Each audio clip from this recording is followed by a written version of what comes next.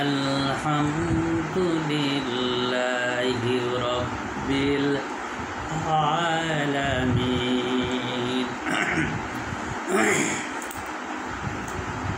তাহলে সকল প্রশংসা কার? একমাত্র শুধুমাত্র আমার আল্লাহ তাআলা। প্রশংসা একমাত্র শুধুমাত্র কেবলমাত্র আল্লাহ তাআলা। আলহামদুলিল্লাহি রাব্বিল আলামিন।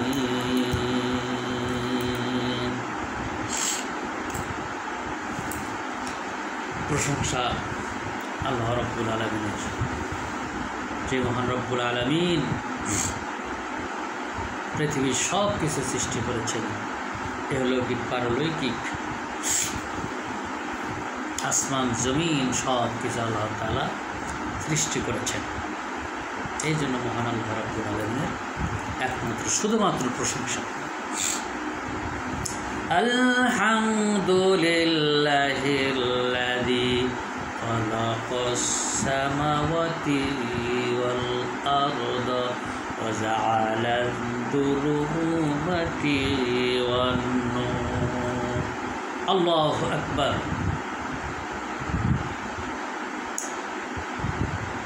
আল্লাহ রাব্বুল আলামিন বলেন, সেই মহান আল্লাহ তাআলার প্রশংসা যে আল্লাহ রাব্বুল আলামিন আসমান জমিন সৃষ্টি করেছেন। শুধু তাই নয়, দিন রাত সৃষ্টি করেছেন, আলো আর অন্ধকার সৃষ্টি করেছেন। সুতরাং একমাত্র শুধুমাত্র সেই মহান আল্লাহ তাআলার প্রশংসা। আলহামদুলিল্লাহি রাব্বিল আলামিন। শুধুমাত্র প্রশংসার যোগ্য পাবার মালিক কে? আল্লাহ তাআলা, আল্লাহ রাব্বুল আলামিন। আমার বন্ধুগণ, ভাইরা আমার, মহান আল্লাহ রাব্বুল আলামিন যেহেতু পৃথিবী সৃষ্টি করেছেন, সব কিছু সৃষ্টি করেছেন, সুতরাং এক উচ্ছত্রের মালিক আমার আল্লাহ তাআলা পৃথিবী ধ্বংস করতে পারেন, পৃথিবী আবার পুনর্গঠন করতে পারেন। সকল সুকৌশলী আমার মহান রব্বুল আলামিন। ওয়া মাকারুল্লাহ ওয়াল্লাহু খায়রুল মাকিরিন। আল্লাহু আকবার। জোরে সোরে সবাই বলুন আল্লাহু আকবার। সকল কৌশলের কৌশলী আমার আল্লাহ রাব্বুল আলামিন। সবাই ষড়যন্ত্র করবেন, আমার আল্লাহ তাআলা সকল ষড়যন্ত্রকে নাশাত করে দিবে। সকল পরিকল্পনার মহাপরিকল্পনা হলো আল্লাহ তাআলা। সুতরাং সে আল্লাহ তাআলারই প্রশংসা। আর প্রশংসা করলে আল্লাহ তাআলা কিন্তু নিয়ামতগুলো বাড়িয়ে দেবেন।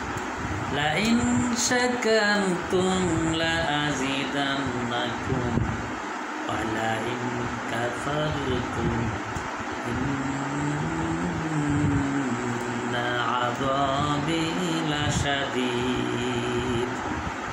আল্লাহ রাব্বুল আলামিন বলেন, পৃথিবীর মানব, তোমরা আমার প্রশংসা করো, আমার নিয়ামতকে আমার গুণগান হও, জমিনে আমার প্রশংসা করো, আমার দেওয়া বিধান জমিনে পালন লালন করো, আমার রাসূলের জিন্দেগি অনুযায়ী আদর্শে তোমরা তোমাদের জীবন গঠন করো, তাহলে আমি রব্বুল আলামিন তোমাদের নিয়ামতগুলোকে বাড়িয়ে দেব। আর যদি এই নিয়ামতগুলোকে আমরা অস্বীকার করি, আল্লাহ রব্বুল আলামিন আমাদের জন্য তার দোজখের আগুন প্রস্তুত করে রেখেছেন। অথচ মানুষ অনেক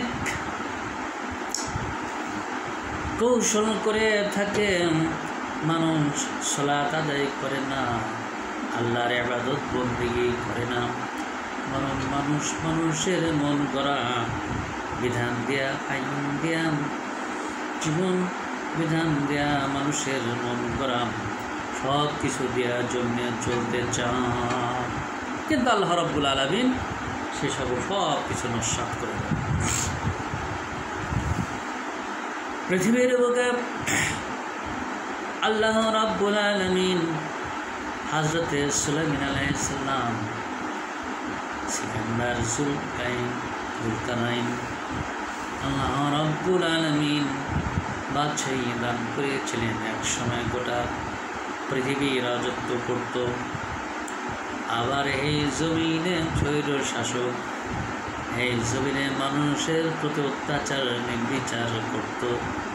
এমন দুইজন শাসক আল্লাহ রাব্বুল আলামিন পৃথিবীর বুকে দিয়েছিলেন। এই দুইজনকে, একজন হলো নমরুদ, আর একজন হলো বক্তে নসর। এই দুইজন স্বৈর শাসক পৃথিবীতে তারা শাসনভারকে মানুষের উপর অত্যাচার করত, নিপীড়ন করত, জ্বালাতন করত। অথচ আল্লাহ রাব্বুল আলামিন পৃথিবী থেকে তাদেরকে ধ্বংস করে দিয়েছিলেন। তাদের সকল কুপরামর্শগুলো আমার আল্লাহ রাব্বুল আলামিন ধ্বংস করে দিয়েছিলেন। তাদের সকল অত্যাচার, নিপীড়ন, নির্যাতন, নিগৃহীত সব কিছু মানুষের প্রতি তারা করত। কিন্তু আল্লাহ রাব্বুল আলামিন যেহেতু সকল পরিকল্পনাকারী আল্লাহ তাআলার রাজাধিরাজ অধিরাজ, সুতরাং সকল পরিকল্পনা, তাদের সকল মানুষের প্রতি যে অত্যাচার, নিপীড়ন, নিগৃহীত সব কিছু আল্লাহ নস্যাৎ করে দিয়েছিলেন। তাবারাকাল্লাযী বিয়াদিহিল মুলক ওয়া হুয়া আলা কুল্লি শাইইন কাদির। আল্লাহ তাআলা রাজাধিরাজ, জমিন আসমান জমিনের সকল কিছুর মালিক, এই মুলকের মালিক, কল্যাণ, একমাত্র কল্যাণ দিয়ে থাকে মহান আল্লাহ তাআলা। এই জমিনের মধ্যে নমরুদ এবং স্বৈর শাসন প্রায় আল্লাহ তাআলা 200 বছর তারা হায়াত দান করেছিলেন। 200 বছর আল্লাহ তাআলা তাকে হায়াত দান করেছিলেন। কিন্তু মহান রব্বুল আলামিন এই প্রায় তাকে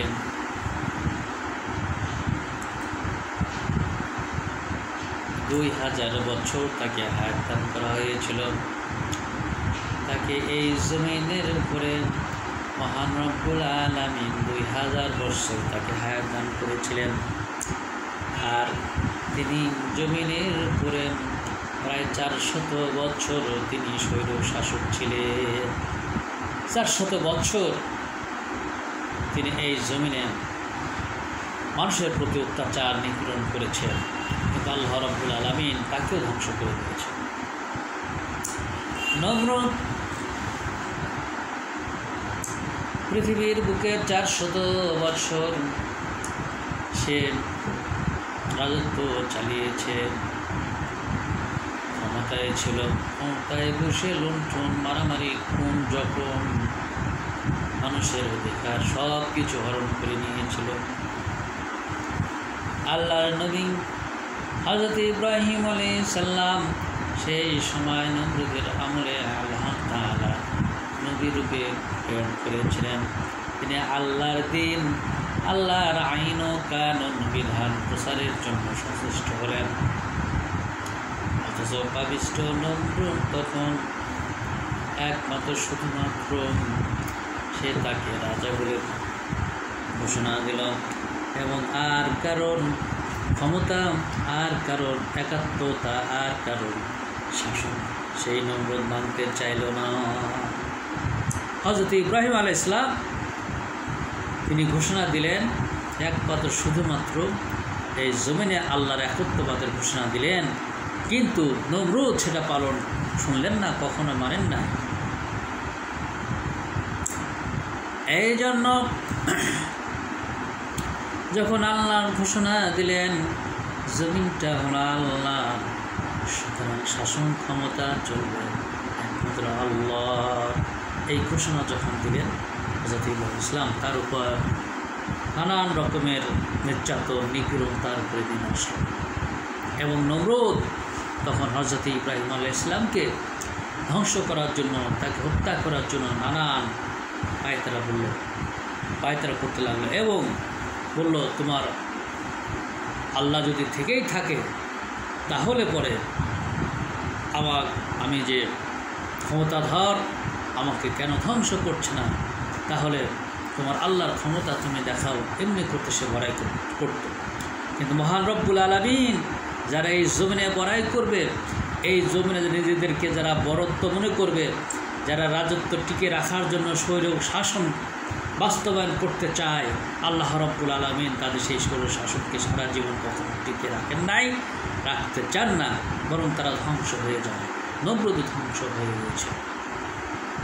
নমরুদ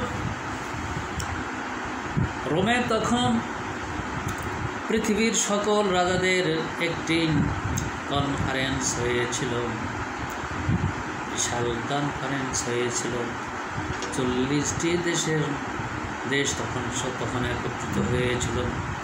সবাই নমরুদকে তখন কিং অফ দ্য কিং ঘোষণা করেছিল, উপাধি দেওয়া হয়েছিল রাজাদের রাজা। এই ঘোষণা পেয়ে নমরুদ আরও অত্যাচারী হয়ে হযরত ইব্রাহিম আলাইহিস সালামকে তিনি মানলেন না।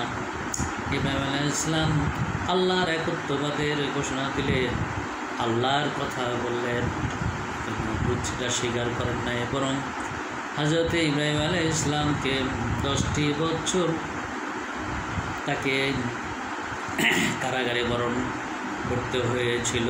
10টি বছর একটি গুহার ভিতরে, একটি পাহাড়ের গুহার ভিতরে হযরত ইব্রাহিম আলাইহিস সালাম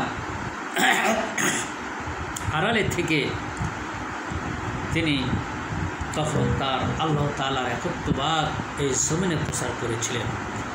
নমরুদ তাকে এক পেশে করে একটি গুহার ভিতরে প্রায় 10টি বছর তাকে নির্বাসন করে রেখেছিলেন। এদিকে হযরত ইব্রাহিম আলাইহিস সালাম আল্লাহ তাআলার একত্ববাদ প্রকাশ করতেছিলেন। নমরুদ এইবার তার দলবলকে ঘোষণা করল, তোমরা যাও, ইব্রাহিমকে আমার কাছে ধরে নিয়ে আসো। আমাকে যেহেতু প্রভু বলে স্বীকার করেন না, আমাকে যেহেতু আইনদাতা মনে করে না, সুতরাং ইব্রাহিমকে আমি এই পৃথিবী থেকে হত্যা করে ফেলব। নাউজুবিল্লাহ। সকল পরিকল্পনা করল নমরুদ এবং তার দলবল সহ এই জমিন থেকে ইব্রাহিম আলাইহিস সালামকে তথা আল্লাহর দিনকে ধ্বংস করে দেওয়ার জন্য পরিকল্পনা করল। কিন্তু আমার আল্লাহ রাব্বুল আলামিন ওয়াল্লাহু খায়রুল মাকিরিন। আল্লাহ রাব্বুল আলামিন সকল পরিকল্পনার সুকৌশলী মহান রব্বুল আলামিন। সুবহানাল্লাহ। এরপর নমরুদ তার সভাসদগণকে, তার মিনিস্ট্রিদেরকে সবাই আদেশ করে দিলেন, এই জমিনে ইব্রাহিম আলাইহিস সালামকে রাখা যাবে না, সুতরাং এমনি করে ধ্বংস করব, এই প্ল্যান করতে লাগলো।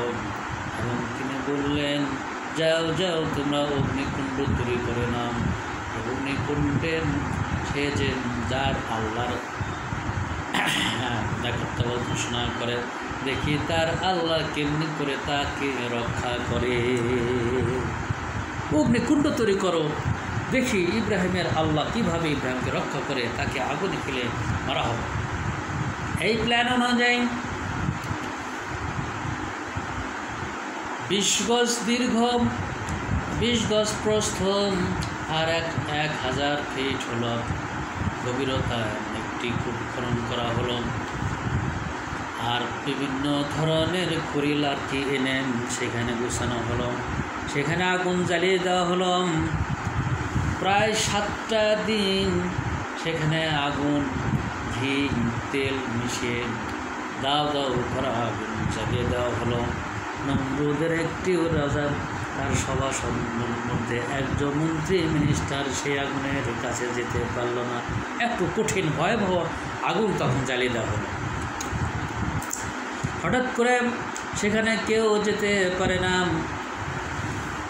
শয়তান মানুষ রূপে এসে বলতে লাগলো, তোমরা একটি চরক গাছ তৈরি করো, সেই চরক গাছের উপরে ইব্রাহিমকে বেঁধে নাও। চরক গাছের উপরে সুন্দর করে ইব্রাহিমকে বেঁধে তারপর অগ্নিকাণ্ডে ফেলে দাও। শয়তানের সেই কাজ অনুযায়ী হযরত ইব্রাহিম আলাইহিস সালাম মুসলিম জাতির পিতাকে বেঁধে চরক গাছে বেঁধে সেখানে অগ্নিকুণ্ডে তারা ফেলে দিলেন। আল্লাহ রাব্বুল আলামিন ঘোষণা করে দিলেন, ইয়া নারু কুনি বারদান ওয়া সালামান আলা ইব্রাহিম। সুবহানাল্লাহ। ইয়া নারু কুনি বারদান ওয়া সালামান আলা ইব্রাহিম। আল্লাহু আকবার। আল্লাহ রাব্বুল আলামিন আগুনকে ঘোষণা করে দিলেন, আগুন রে তুই শীতল আর নিরাপদ হয়ে যা, শীতল আর নিরাপদ হয়ে যা। কারণ এমন শীতল হোস না যে অতি ঠান্ডা হলে আমার হাবিব, আমার দোস্ত, সে অতি ঠান্ডাতে বরফ হয়ে যাবে, আবার নিরাপদ হয়ে যায়, আরামদায়ক হয়ে যায়, যাতে করে সে নির্বিচারে সেখানে থাকতে পারে। নমরুদের দলবল লোকজন আগুনের ভিতরে চরক গাছে বেঁধে হযরত ইব্রাহিম আলাইহিস সালামকে ফেলে দিলেন। আর আমার আল্লাহ রাব্বুল আলামিন সুন্দর করে সেই আগুনের ভিতর ইব্রাহিম আলাইহিস সালামকে আল্লাহ রাব্বুল আলামিন রক্ষা করলেন। এই জন্যই তো ওয়া মাকারুল্লাহ ওয়াল্লাহু খায়রুল মাকিরিন। আল্লাহ সকল সুকৌশলী পরিকল্পনাকারী আল্লাহ রাব্বুল আলামিন হযরত ইব্রাহিম আলাইহিস সালামকে সেই আগুনের কুণ্ডলের ভিতরে খাওয়ালেন, সুন্দর করে লালন পালন করলেন। তার একটি পশমও পড়ল না, একটি গায়ের কোনো পশম, চুল কিছুই পড়ল না। আল্লাহ রাব্বুল আলামিন সেখানে নিরাপদ এবং শান্তিভাবে তাকে বসবাস করে দিলেন। এরপরে নমরুদের গর্ব কমল না, তার দাম্ভিকতা কমল না। সে ভেবেছিল যে আজীবন ক্ষমতায় থাকবো, আজীবন রাষ্ট্রীয় ক্ষমতায় আমি আসীন থাকবো। কিন্তু আল্লাহ রাব্বুল আলামিন তার পরিকল্পনাকে ধ্বংস করে দিয়েছে, সে পরিকল্পনাকে আল্লাহ তাআলা নস্যাৎ করে দিয়েছে। ভাইরা আমার, বন্ধুগণ, আল্লাহ রাব্বুল আলামিন জাতির পিতাকে বাঁচিয়ে দিলেন। এরপরে নমরুদের দাম্ভিকতা, তার ক্ষমতার বল, রাষ্ট্রীয় ক্ষমতার লোভ আরও বাড়িয়ে গেল। আল্লাহ রাব্বুল আলামিন এবার প্ল্যান করলেন নমরুদকে জমিন থেকে ধ্বংস করার জন্য। তিনিও রব্বুল আলামিন সুন্দর প্ল্যান করে রেখেছে। নমরুদ গর্ব করে, দম্ভ করে সে বলল যে আমি ইব্রাহিমের যে প্রভু, আমি তাকে মেরে ফেলবো। বলে নাউজুবিল্লাহ, সে আল্লাহকে নাকি মেরে ফেলবে? তার এত বড় ক্ষমতা, এত বড় পাওয়ার, অথচ সে জানে না যে সে স্বৈরশাসক, যে তার যে এমন একটি পরিস্থিতি আসবে যে ছোট্ট একটি মশা দিয়ে তার পতন হবে। এই কথাটা কিন্তু নমরুদ তখন কিন্তু ভাবে না। এই ছোট্ট মশা, ন্যাংরা মশা দিকে আল্লাহ রাব্বুল আলামিন তাকে পতন ঘটিয়েছে। নমরুদ ভাবলাম ইব্রাহিমের প্রভুকে আমি মেরে ফেলবো, নাউজুবিল্লাহ। এর জন্য তিনি একটি সিন্দুক তৈরি করলেন, বড় বড় প্রাসাদ তৈরি করলেন, উঁচু উঁচু প্রাসাদ তৈরি করলেন, আকাশ সমান তিনি প্রাসাদ বানাতে লাগলেন এবং সেই প্রাসাদে উপরে উঠে সিন্দুকে ভরে চলে গেলেন। চলে যাওয়ার পর তিনি নিলেন তার তীরন্দাজ থেকে সুন্দর ধারালো তীর তৈরি করলেন, উপরে গিয়ে তীরটা মারলেন। আল্লাহ রাব্বুল আলামিন হযরত জিবরাইল আলাইহিস সালামকে জানিয়ে দিলেন, জিবরাইল যা যা এই মুহূর্তে এই বান্দাকে আমি নিরাশ করতে চাই না, ওই বান্দার তীরের মাথায় একটু রক্ত লাগিয়ে দে। হযরত জিবরাইল আলাইহিস সালাম তীরের মাঝে রক্ত লাগিয়ে দিলেন, একটা পাখির রক্ত বা এরকম রক্ত লাগিয়ে দিলেন। সেই সিন্ধুকের অনেক দূর থেকে নমরুদ আবার নেমে আসলো, নেমে এসে তার যে জনবল, তার যে রাষ্ট্র ক্ষমতার তিনি যে রয়েছেন আসীন, সেই ক্ষমতা আরও দ্বিগুণভাবে তিনি দেখাতে লাগলেন এবং বললেন, দেখো আমি ইব্রাহিমের প্রভুকে আকাশে মেরে ফেলেছে, দেখো আমার তীরের মাথায় রক্ত। জোরে বলেন নাউজুবিল্লাহ।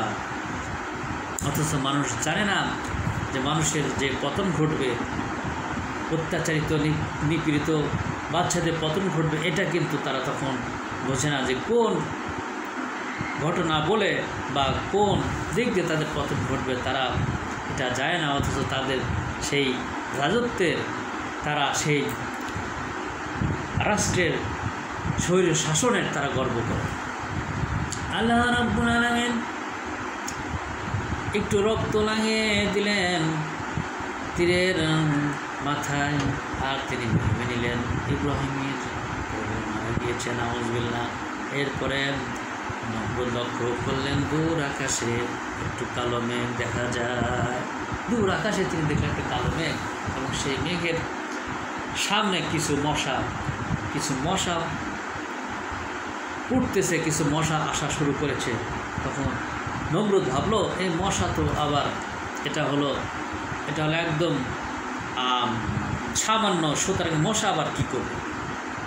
কালো মেঘ দেখা গেল আকাশে, কালো মেঘের সামনে আল্লাহ রাব্বুল আলামিন লক্ষ লক্ষ মশা তৈরি করে দিলেন। মশাগুলো আপনার নমরুদের সংসদে ঢুকে গেল। অত্যাচার নিপীড়ন যারা করেছিল তাদের যারা সেখানে বসেছিল, মশাগুলো সেখানে ঢুকে পড়ল। এরপরে একে একে নমরুদের যত অত্যাচার বাহিনী ছিল সবার নাক দিয়ে মশাগুলো ঢুকে পড়ল। সবাই একে অপরের দিকে ঢলে ঢলে তারা পড়ল এবং তারা একে অপরকে দেখতে পেল না, তারা চোখগুলো অন্ধ হয়ে গেল। আল্লাহ রাব্বুল আলামিন তারা একে অপরকে দিয়ে মারলে, কিন্তু যিনি অত্যাচারিত নিগৃহীত করেছেন, মানুষের পর বেশি অত্যাচার করা হয়েছে, সেই নমরুদকে আল্লাহ রাব্বুল আলামিন সেভাবে তাকেও মারার জন্য তিনি আল্লাহ রাব্বুল আলামিন সেইভাবেই প্ল্যান করলেন।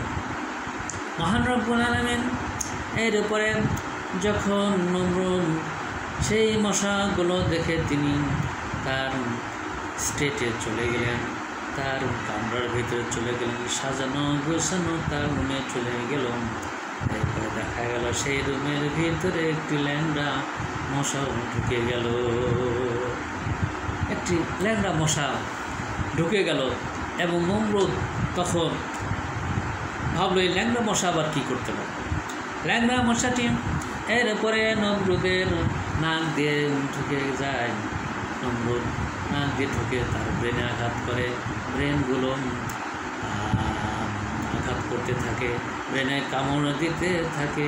নমরুদ বেসামাল হয়ে যায়। নমরুদ তার সভাসদগুলো, তার যে পিএস ছিল, তার যে রাজ্যের যে সব মন্ত্রী মিনিস্টার ছিল, তারা সবাইকে ডেকে নিল এবং বলল আমি তো যন্ত্রণায় থাকতে পারছি না, সুতরাং একজনকে নিয়োগ দিল, সে সর্বক্ষণ তার জুতা দিয়ে নমরুদের মাথায় বাড়ি দিতে লাগলো। এমন বাড়ি দিতে লাগলো, খানিক বাড়ি দেয়, নমরুদ আরাম পায়, তারপরে আবার খানিক উঠে বসে আবার শুয়ে পড়ে। এমনি করে আল্লাহ রাব্বুল আলামিন তাকে 40টা বছর তাকে এভাবে রেখেছিলেন। 40টা বছর নমরুদ সেই মশার কামড়ে একবার ঘুরে ঘুরে পড়েন, একবার বালিশে পড়েন, একবার শুয়ে পড়েন, একবার মুখটাও নিচের দিকে দেন, একবার পাছাটা উপর দিকে উঠে যায়, আবার তিনি ঢলে পড়েন। এভাবে 40টা বছর আল্লাহ রাব্বুল আলামিন তাকে ওই অবস্থায় করে রেখেছিলেন। এবং অবশেষে দেখা গেল তার যে পিএস ছিল সর্বদাই মাথায় শুধু বাড়ি মারতেন যাতে মশা মাথার ভিতরে মরে যায়। তাই কি মরে? আল্লাহ তো রব্বুল আলামিন তো সকল কৌশলে সুকৌশলে পরিকল্পনাকারী। সেই মশার আঘাতে অত্যাচারিত নমরুদের এই জমিন থেকে তিনি চলে গেলেন, অত্যাচার শাসকের পতন ঘটল। এভাবেই আল্লাহ রাব্বুল আলামিন অত্যাচারী শাসক গোষ্ঠীকে আল্লাহ তাআলা জমিন থেকে ধ্বংস করে দেন, এর জমিন থেকে বিদায় করে দেন। আল্লাহ রাব্বুল আলামিন হলেন সবার সুকৌশলী পরিকল্পনাকারী। ওয়া মাকারু ওয়া মাকারুল্লাহ ওয়াল্লাহু খায়রুল মাকিরিন। সুবহানাল্লাহ, সুবহানাল্লাহ। সুতরাং আসুন আমরা একমাত্র শুধুমাত্র প্রশংসা করি আল্লাহ তাআলার বিধান আমরা জমিনে মেনে নেই, কোরআন অনুযায়ী, কোরআন এবং সুন্নাহ অনুযায়ী আমরা জীবন কাটানোর চেষ্টা করি। আল্লাহ তাআলা সেই তৌফিক দান করুন। ওমা তৌফিক ইল্লা বিল্লাহ।